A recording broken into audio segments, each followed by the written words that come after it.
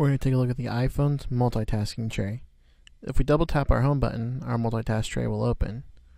If we scroll to the right, we can see all of our recently opened applications. If we scroll back to the left, we can see our iTunes play buttons and also our screen orientation lock. If we tap on the screen orientation lock, it'll lock our phone into portrait mode. If we press play, it'll start playing a song from iTunes.